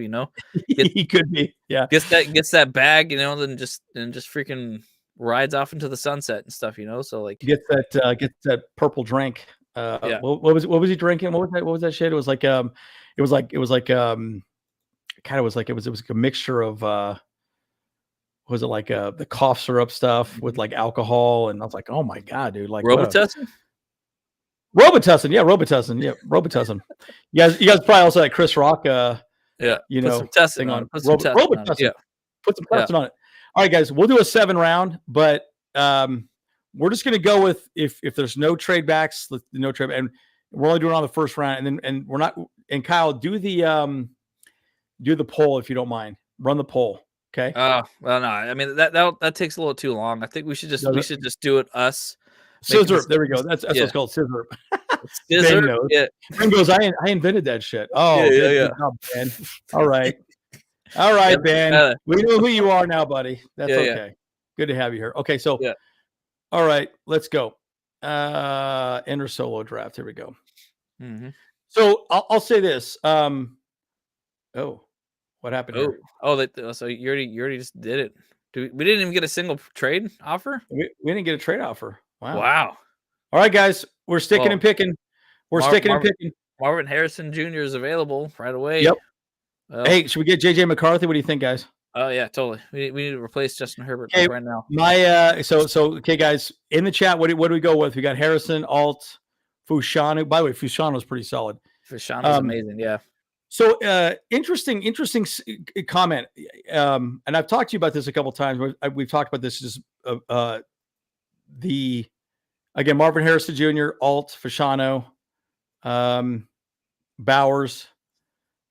I would say Marvin Harrison is who I'd take at that point. I definitely would too. But how about? Have you done a draft with Alt though at the top or at all?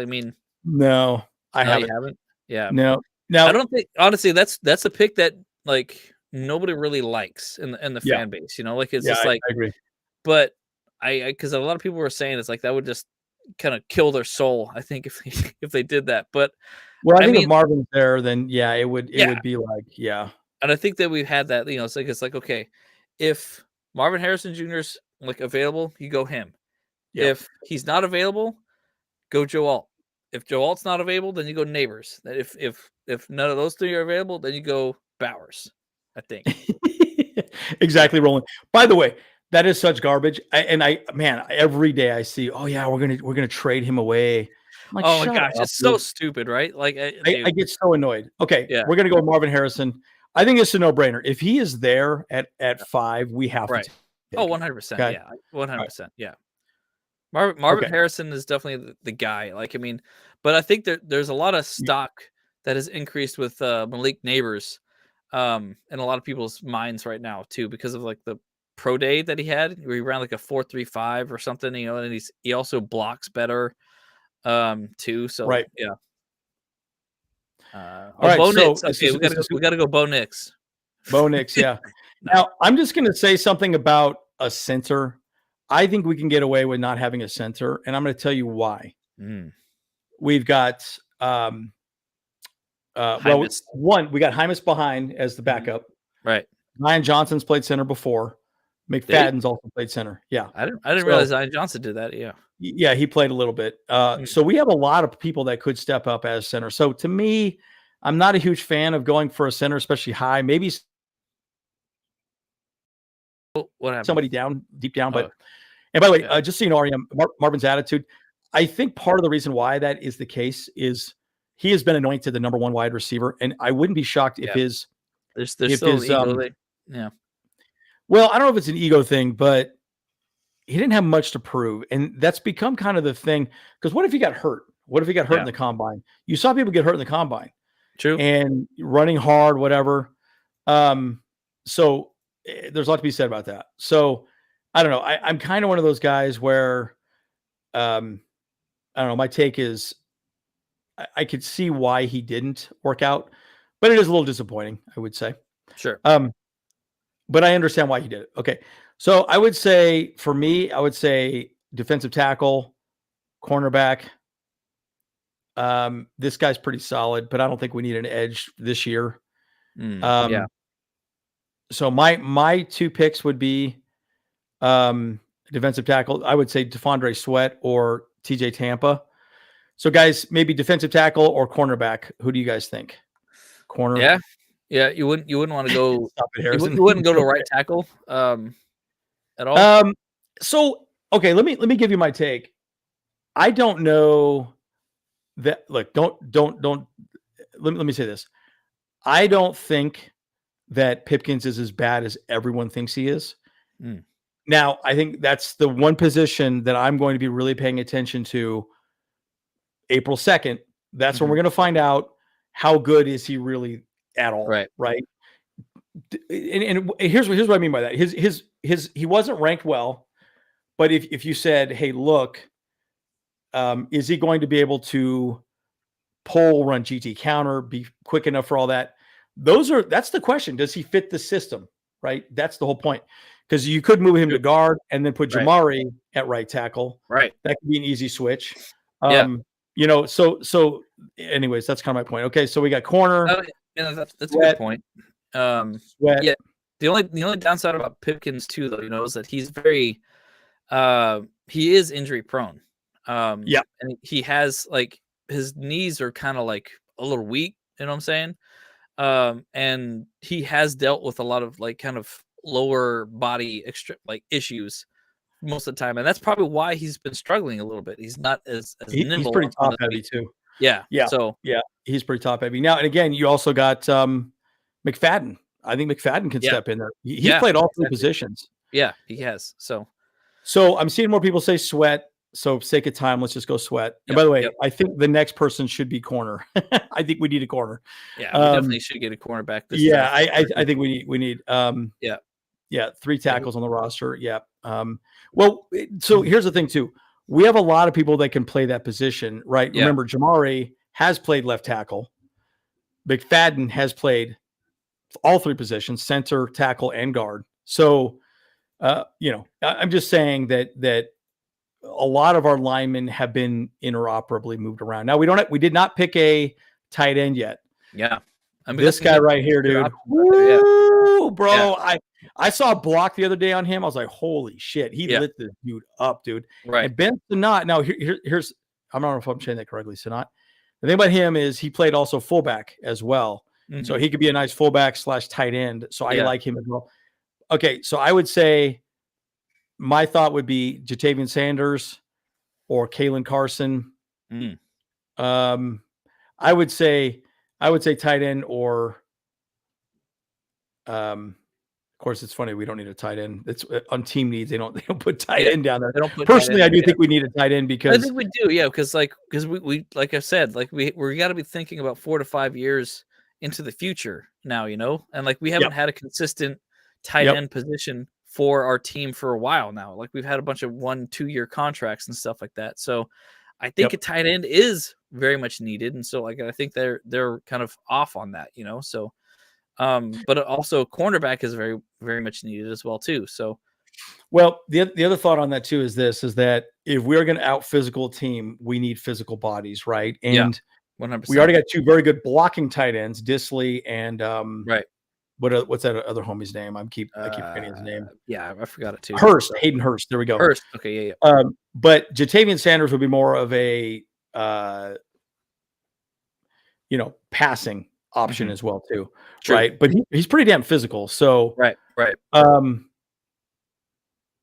Let's see. Actually, let's see the offensive line. Let's see what offensive tackles. Yeah, we got this Roger Rosengarten. It's a bit of a stretch for a pick Bit right of a now. stretch there too. Yeah. So, okay, guys. So Jatavian Sanders, this cornerback. Now the cornerback would make sense too because I don't know much about Kalen Carson. Junior Colson, I like him. Mm-hmm. He might not be bad. Let me think about that as far as linebacker is concerned. Because we got Perriman, we got Troy Dye, we got of course our boy Dayon. I don't know. So what are people saying in the chat? Maybe I can. We say Colson. Yeah, and again, Dayon Henley. I would say I'm a big fan of Dayon Henley. I think he could step in with Perriman. I think he could be. They could be the nice. Now again, injuries, right? You need somebody else behind that. So that's sort of the next discussion. Yeah, that's not a bad idea too, because you could go with another. Actually, that homie from Furman, what's his name? Oh, well, we got Cade Stover later on too. Yeah, Cade Stover's another guy too. Yeah, it's pretty decent for sure. So I keep seeing Junior Colson. Okay, so I'm seeing. Okay, everyone's saying linebacker. Okay, not a bad idea. Sure, why not? Okay. All right, let's go Colson. I think he's actually one of the number one linebacker like players in the draft too right now. Yeah, he's good. He's very, very good. Let's see, 105 and 123 and 127. Well, that's kind of interesting. Yeah. Let's reject it. Yep. Yeah. Actually, that would kind of be nice, but yeah, I don't know. Yeah. So, okay, we got Marvin Harrison Jr. Hey, defensive tackle and a linebacker. Okay, what do we need next? My take would be cornerback, maybe tackle. Now, my thought is always get a guy like McFadden. We just got a linebacker as well. My thought would be if you get a lineman, you get a lineman that can play multiple positions, that can play multiple spots. One thing I will say, they did say Joe Alt. What might bring him down is that he was not good on the right side the same way. So my thought is he's not an ambi turner. Not an ambi turner. Yeah, I was thinking about that Zoolander wise. So again, that's why the offensive linemen, they do the right move, they do the left move, they do the right move. They do that for a reason, to determine speed and their ability to work on both sides, right? So but apparently he works better on the left side than on the right side. Now that's his rating. Okay. Yeah. Anyways, that's kind of my point. Okay. Yeah, Colson's more like, with Henley and Perriman skill wise. I would say more like Henley. Dude, here's the thing about Perriman though, dude. Perriman hits people freaking hard, bro. Like he comes up and he just blows you up, and that's part of why he gets hurt all the time. He's a bruiser back. Okay, guys, so let's figure out what we want. Okay, we already got a defensive tackle. Don't think we really need a safety yet. Gecko. No, he's saying that he's actually he could be a great slot or nickelback too. So, who this guy? Yeah, DTD. Okay. Yeah. Okay. That makes sense. So he's a solid defensive back that could play other positions as well. So now I know Kalen King is good. Mm-hmm. Who was the other guy I was thinking about? Oh yeah, we don't need a guard. We got a lot of guards, I believe. Mm-hmm. I think we're okay. I think we're okay. And truth is, we're probably gonna full teams probably only gonna have 7 offensive linemen. Maybe 8. Well, actually, it will be interesting. It will be interesting to see, because think of it this way: in special teams before, you had to line up, right? Yeah. Mm-hmm. You don't line up the same way. You're just all Yeah. So I think there's more skill positions that are going to be more important, right? Your running backs, your safeties, your linebackers. Yeah. It's going to be different personnel, because you don't have to line up the same way, right? They're not attacking you, the same way. So, anyways, that's a good point. It's a good point. And we do have a lot of guards. I don't think we need guards. Yeah. So maybe there's a guard that actually double up as a center at some point too.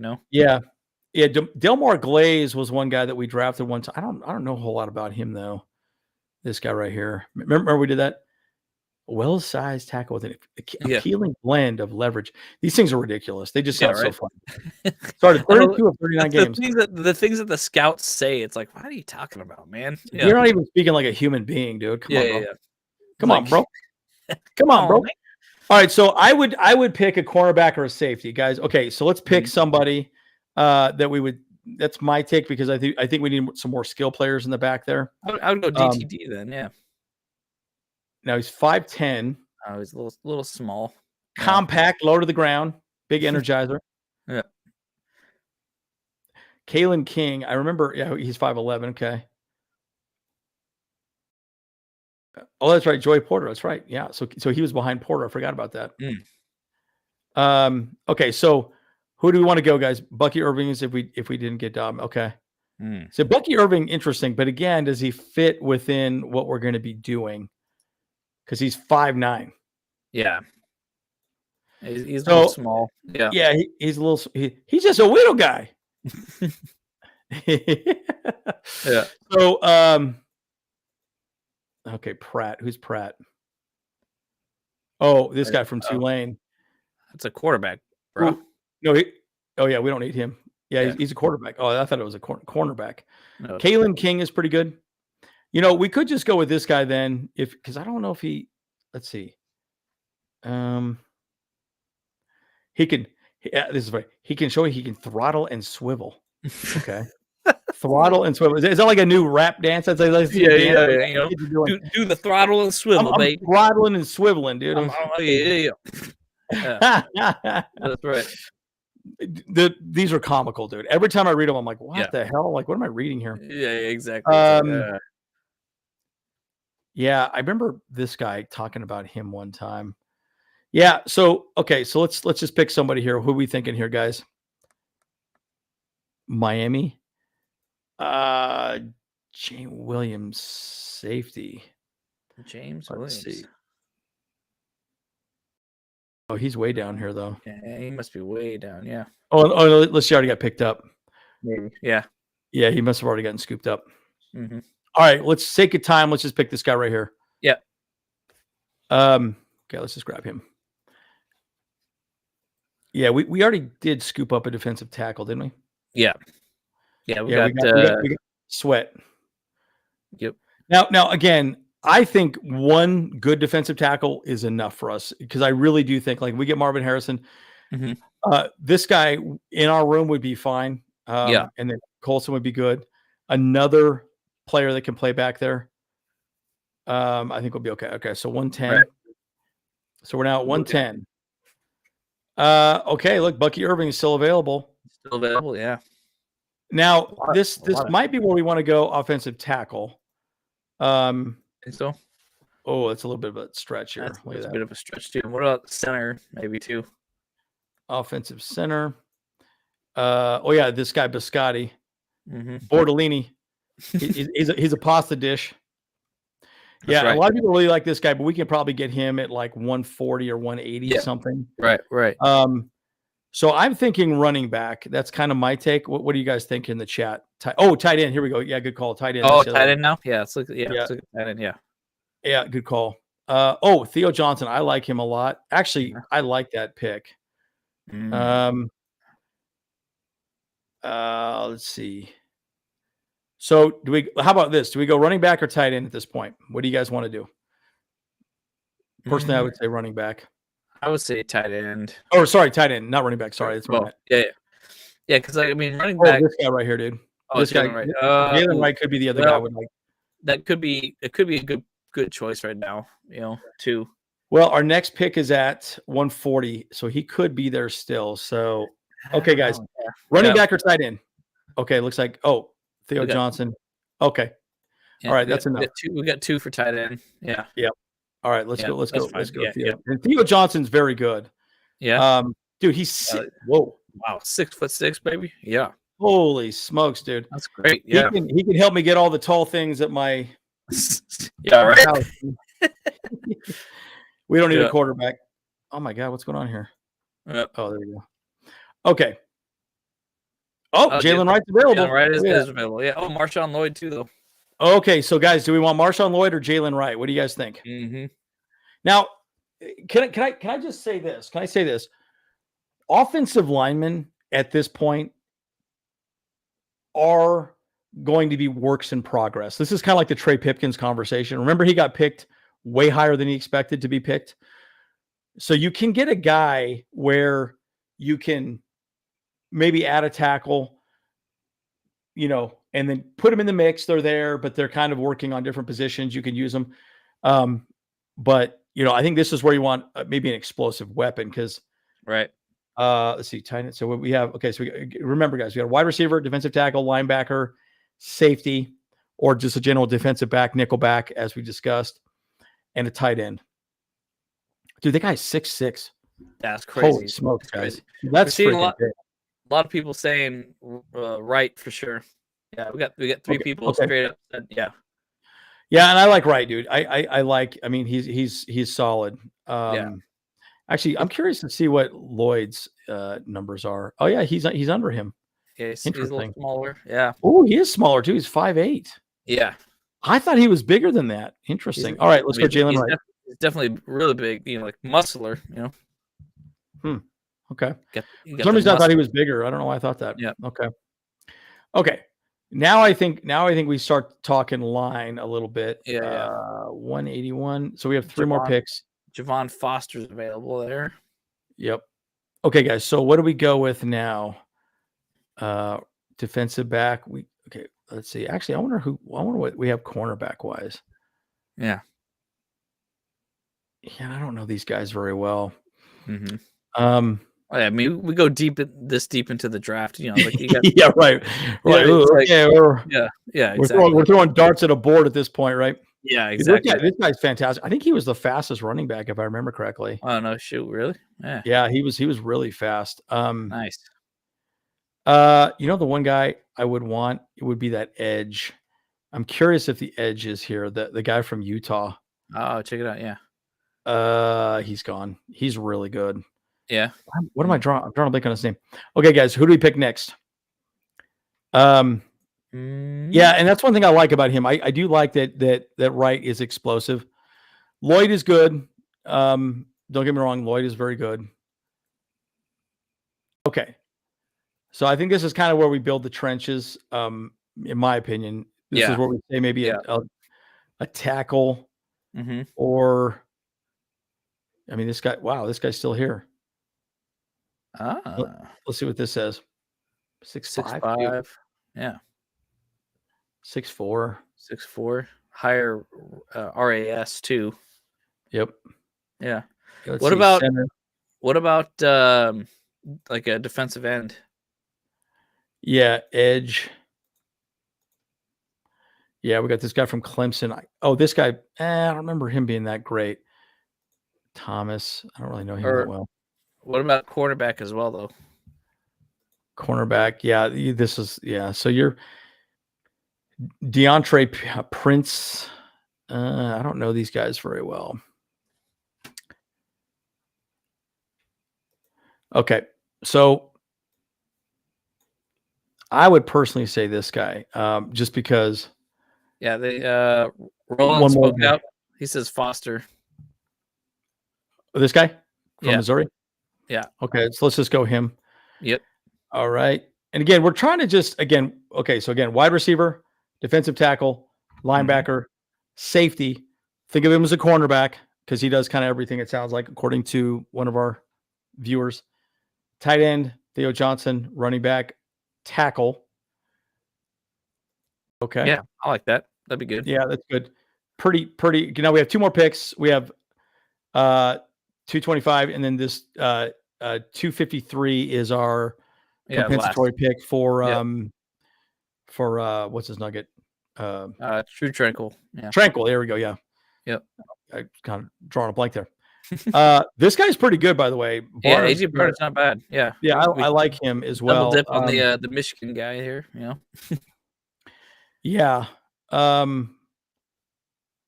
Let's see. I think this. You almost just want to take best available. I might just take him again. Get another tight end. I can't remember. Did he play fullback? Dude, 6'6". Look at this. Yeah, it's really dude. It's really a monster. But the one thing, think of it this way, guys. A couple things to remember. if special teams is changing, guess who's going to be more important as well? Tight ends, because they're big. Yeah. They're pretty fast typically. Yeah. And they do play a lot, and they fill a lot of positions, right? I think linebackers are also important too. We don't have a ton of linebackers in this, but if the way that special teams are going to be played now, speedy guys like this are going to be more important. So again, it's just something to take in mind. Okay. Gardner. Okay. Another tight end. Could even go another wide receiver, maybe too. I don't know, for special team scenarios too. That's not a bad idea. Yep. Yeah. I don't know much about Carson Steele. Mm-hmm. Do not know him. Yeah, like another cornerback would not be bad either. Yeah. Or a safety, So just double dip on some defense there. Yeah, this guy I saw recently. He was pretty good. Yeah. In the combine, I can't remember what his speed was. I don't think. Yeah. Yeah, here we go. Yeah, he's pretty big too. Yeah. Competitive defender, experienced true free safety. Now he would probably be more of a initially, most likely, a special team player. He's part of the run game. I mean, because he's big, 211. That's pretty big. Yeah, so pretty big. Yeah. That wouldn't. Okay, guys. Yeah. What do we think here? Throw your thoughts out there. Safety from Air Force, Barner, tight end sets, Steele. Yeah, Mike says. Looks better than double dip. Now, again, I wouldn't even be opposed to, if we're going to run the ball as often as we are, dude. Mm-hmm.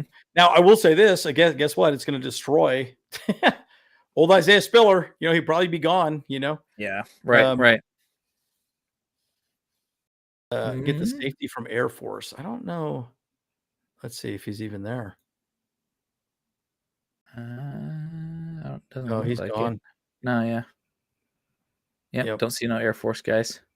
Well, I say we go. What do you think, Kyle? Barner or Steele, or maybe a wide receiver, or maybe a safety? What do you think?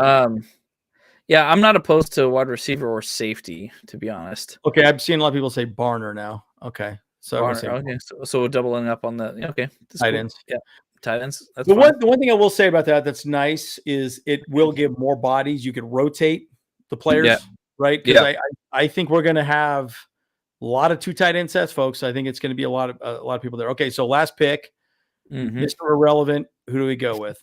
Basically, now, I would say, boy, you got to wonder. Now, I would just say best available. Another defensive tackle, or see, so let me think. Or was that maybe the UCLA edge right there at the end? Is there a center here? Another center. Oklahoma. Yeah. The athletic center who solid help blocker. Andrew Rim fits into well-zoned schemes. Maybe a center wouldn't be bad because we now have we have a tackle. Yeah, and center might not be bad. Find someone that's actually pretty decent, So maybe that Nick, the guy from South Carolina, might be good. Yeah, last pick. Yeah,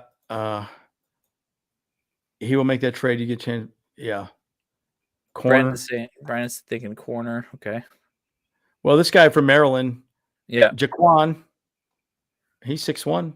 Decent. Yeah, I'm okay with that because honestly, again, I really do think the center position we can pick up. So, all right, let's just go Jaquan. Let's just grab him. Yeah, that's fine. Yeah, sounds good. Okay. All righty. There you go. Yeah, well, that's 9 picks, folks. Not the not the craziest thing. We went heavy on the tight ends. I feel like but it was not bad at all. I wouldn't. Yeah. Yeah, but again, trade Bosa for more picks. There you go. Again, one thing about Bosa, I will say, I do think that they probably only put him in on like 3rd and long positions. They'll use a lot of they'll use him sparingly. Okay. I don't think he'll be out there a ton. I think he'll be. They're going to rely on Thule's young, fresh legs and kind of go from there. So, all right, wow, we're almost at 2 hours at this, folks. Yeah. Woo! Wow. Yeah, we Okay. got a little long-winded on some Yes, we topics did. for Yes, we sure. did. Yeah, it's all good. Sorry, Hey, guys. hey, people were vibing with us though. It's all good. They vibing. All right. Well, let me give you my thoughts. Okay, guys, we're about to find out where our team stands. Mhm. And again, when we say best available, it says best available because they still have to figure out what we have currently, right? So how good is our team today? If the answer is, okay, we got some gaping holes, which we all know that we think there's some gaping holes, but again, the coaching staff is going to evaluate that. They've got to figure that out. Yeah. And then if they do, then we say, okay, cool. Well, we need a right tackle. We need, maybe a center. Maybe they really don't like this guy Bozeman, which I don't suspect. I think Bozeman's going to be a pretty good center for us. Right. So April 2nd will help us understand really where we stand with Marvin Harrison, with Malik Neighbors, with everything. So what we hear from now on is helping us formulate what we could really see moving forward. So I'm excited to see it, right? And clearly 100%. Harbaugh's excited. He's firing up that RV. He's going to get his ass down there. It's going to be exciting. They're moving to a new place. Yep. Yeah. And so that's going to be the kind of thank you guys. The fun thing about the April 2nd, again, we're going to keep you guys obviously informed as much as we can about what's going on. Unfortunately, they're not going to be at the new training facility right away because there's a couple of delays because of like the rain, about the construction and things like that, but it's getting, the new facility is looking good and it's getting put together pretty well. I've kind of ventured off in that area, kind of trying to sneak some picks in and stuff like that, but yeah, it's very exciting. I think the biggest thing is though too is like I think Harbaugh needs to see like how the team works together. You know, like that's the whole point of these training activities. Like they want to just kind of like, all right, let's get them kind of moving. Like let's kind of have some fun with them. It's just nothing's too serious yet. They're just they want to have a whole group discussion together. And that's going to be exciting. I'm really curious to see what the players say about their first impressions with Harbaugh, and getting to know him a little bit more on the field and a little bit more in these activity type things. So it's gonna be nice. It's gonna be exciting. So yeah, and again, folks, there's going to be a lot more happening, right? So there's going to be a lot more happening in free agency, and who knows? We could learn very early next week that we got J.K. Dobbins in the running back stable. So could be very interesting. So guys, before you leave, smash that like button and leave a comment. Also, please leave a comment. What was your favorite part of the video? Just whatever you thought, something funny, good thought, leave it down in the comments below. That would be great. Just leave a like and leave a comment, please. We do read all your comments, folks. That's what's all right, up. guys. Well, we're the Bolt Bros. We'll see you guys in the next one. See you guys. Bolt Bros. Let's go.